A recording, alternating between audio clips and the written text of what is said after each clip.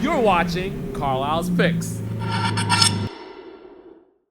There's a couple of things about the Triumph brand in general. For one thing, we're a very small organization. We do not make anywhere near as many motorcycles as the larger manufacturers make. So anytime you purchase a Triumph, whether it be a Daytona 675 or any of our models, you're going to be in a group and a pool of riders and owners that is really, really small. So it's not only unique, but there are not going to be that many of them around to see. It'll be a spotlight in any forum that you bring your motorcycle to. As far as this particular bike itself, it's a 3-cylinder, which is unlike any other of the same sport bike class out there. This is the only 3-cylinder that's made. And what that provides for you is it allows us to make the chassis a lot more narrower than the other motorcycle manufacturers. And that gives you a little more agility, a little more ground clearance. The 3-cylinder motor also allows the bike to have a very, very flat torque curve. So as soon as you get onto it, right above idle at about 2,500 RPMs, the torque starts to pick up and it stays almost consistently all the way through until you redline and it drops off just a little bit. Right out of the corner. Right, and you don't really get that from a 4-cylinder. Their torque curve, if you look at it, is a little bit deeper than ours.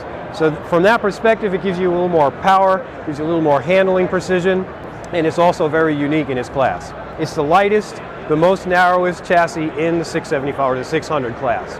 And for 2011, you said there's no changes, not even colors. There's no changes to the 2011 for this particular one. What we did, though, however, and we're very proud of this fact, is we made up a manufactured an R version of the 675, which is right over there. The changes for the 675 are, there are Brembo brakes, which are really the top performing brakes in its class. Standard. Standard. All the information I'm going to give out now is standard for the R form. And the big difference, once I get into the differences between this one, is the price break between this bike and that is much, much lower than if you were to equip this particular bike with all of those modifications on there. You're going to save about $2,500 if you were to do it separately and put them on this bike. Some of the other things, you've got Olin suspension, the full Olin suspension up front, and fully adjustable Olin suspension in the rear.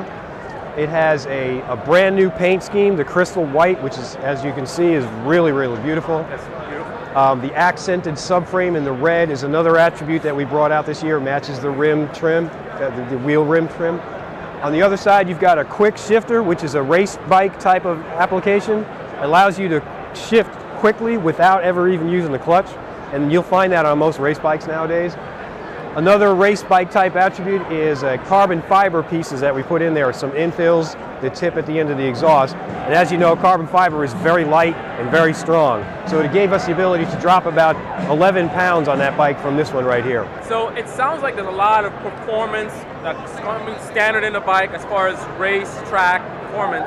Right. So if I wanted to buy the bike to use on the racetrack, would I need to do anything at all? Or all you would need is a screwdriver. Screwdriver. To undo the box. A Triumph screwdriver? No, you can use any screwdriver. We don't really care. Oh, nice. And as a matter of fact, the 675 model in itself was also racetrack worthy right out of the box. It's not quite as much as this R version, but a lot of folks buy this motorcycle so that they can take it on the track. They don't have to do any engine modifications to it. They don't have to do any transmission modifications. They can run on the track just the way that it comes out of the box. And what about the reliability of this? I mean, most of the sport bikes, I don't think they're pretty reliable. I mean, it's a Triumph. Or just standard. And what that means is that you're going to get the Triumph engineering and reliability, which is renowned around the world. One thing I can say about that for certain is that if you compare the ratio of warranty claims that we get from the other manufacturers, we are the lowest. Oh, really? Yes, so okay. They're very reliable. We engineered the manufacturing of this precisely, and we have very, very limited small problems with this thing. Very, very limited. Final thing. From a perspective of a customer that was with another manufacturer, when they get on this bike, they're going to immediately feel 2 or 3 different things. First thing they're going to feel is the ergonomics of this bike are a lot better than the other manufacturers, and I hear that consistently from customers who have gone from other manufacturers to our bike. The other thing that they'll notice right away is the styling of this bike is really, really update. I mean, they love it. They like the way that it looks. They like the way that people see it when it comes toward them. And the other thing they're going to notice is the performance on this is at least as good, if not better, than anybody else out there. And that statement isn't as bold as if you follow that up with, it's just as good stock right out of the box.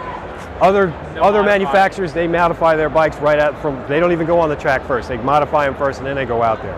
So that's one of the biggest things that you'll see in the performance. Out of the box performance. Out of the box racetrack performance. You're watching Carlyle's Picks.